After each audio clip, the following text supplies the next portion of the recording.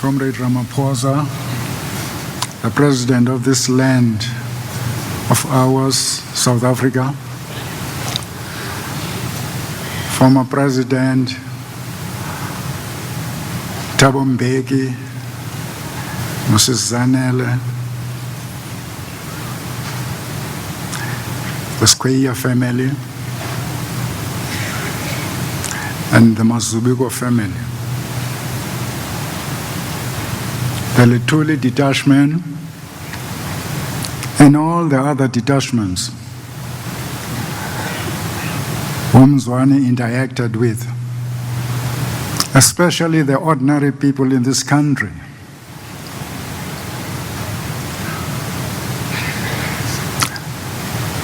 It began a long time ago in a retreat.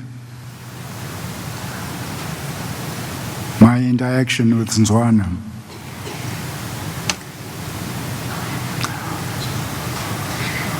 We were together in the Presbyterian school. It was very popular with the teachers, something we did not appreciate. We were not that popular. Fast forward, he left. And I heard he was toy-toying somewhere in the Eastern Cape in the Institution of Learning, Lovedale and Fort Hare. Was chased out, joined us in the middle of building MK in Nyanga West, not Gugulethu. Fast forward again, we were chosen to be the first people to leave Cape Town to do training.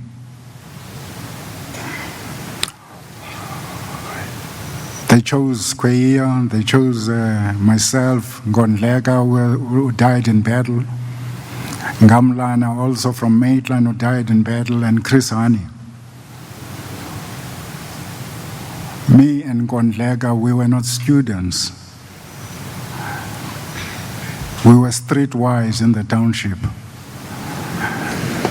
And then we had these 3 students who spoke a lot of English. They talked about dialectical materialism and they say, hey, Ibana, what's happening here? Why is the leadership mixing us up with these people who obviously are not cut out to be soldiers? It was a decision made. And I looked into these 3 students. They were very tiny. It was not the giant you see in later years. Zwane was very tiny, Chris was very tiny, and Charles Ngamlana was even worse. Fast forward again, the former president took the plane we were going to take in Francistown. They flew with it. And Zwane and the rest of us, we went up that trail. It was a tough trail. But Zwane, when we were arrested in Kasangula, proved himself against this student. Lots of people were turned back, were arrested. But Zwane grabbed the child which was sitting next to in the bus from a local and Wamsingad. The police thought that he was a local because he escaped being arrested. And I was impressed, but I had escaped before. UNIP helped. Fast forward again. We went into Egypt for training. Of course, Chris was jumping bail and got arrested and he was left behind in Kroonstad. But we still had these 2 students, Zola Skweyiya. Actually, he was not Zola Skweyiya, he was Sydney, or Zolabona this.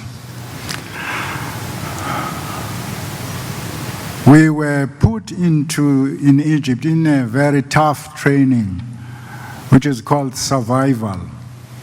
That's one of the most difficult training you can be put in. You are dropped behind enemy territory, and you're supposed to make your way back to your safe area.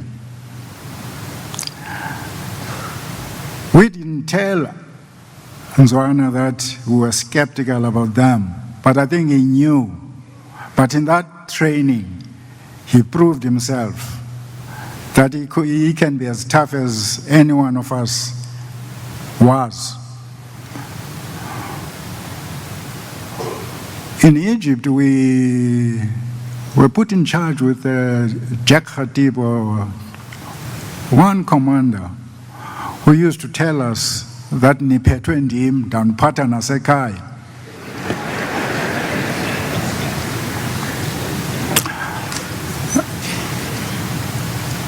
And we proceeded to get to Congo, first camp. One of the things which used to confuse me a bit, when the leadership comes into the camp to sort out questions, problematic questions, you find people like Skweyiya, Dumimas, Msimang. They belong to a communication section called Section 6, very vocal. And before the leadership would address us, their hands were already up. And I asked them, what question have you got? They said, no. Quietly, they have to know that we are here, ready to question them. Congo was not easy. Little did I know that the association of me and Zwana that started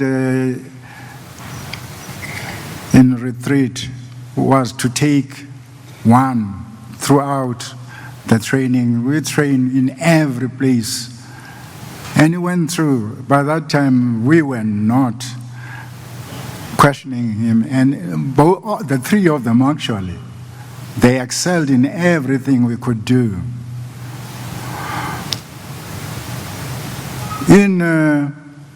Back home, he became a minister.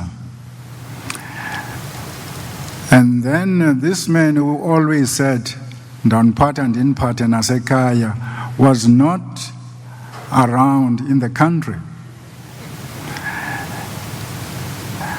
And Zwana used to say, hey, I wish that man can come back, ndizomxelela ngokwam ukuba ndikuphethe ngoku Jack.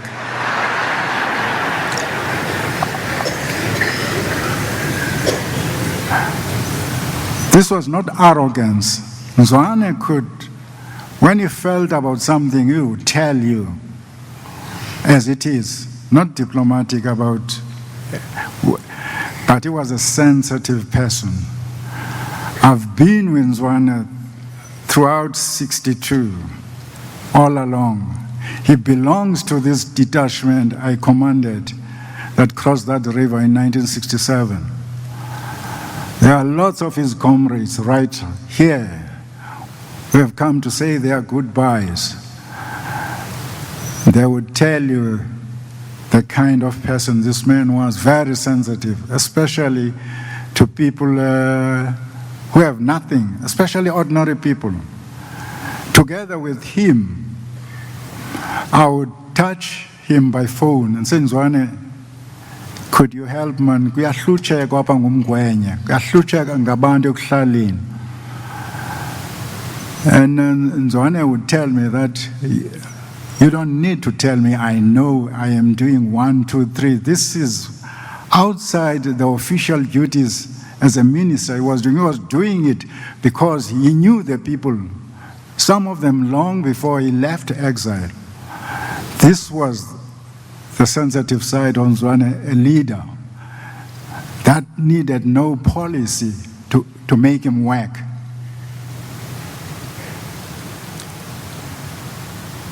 Boleta, Noma Sibuka, and the whole family.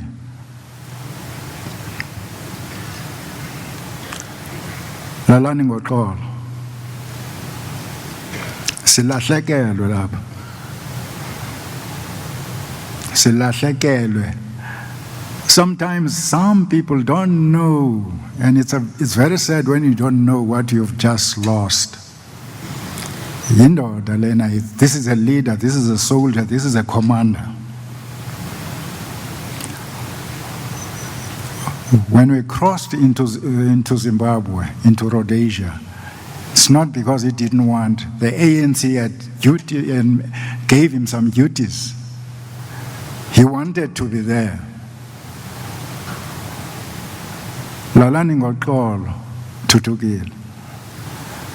Lalani ngoxolo boleta. Akuhlanga lungahlanga.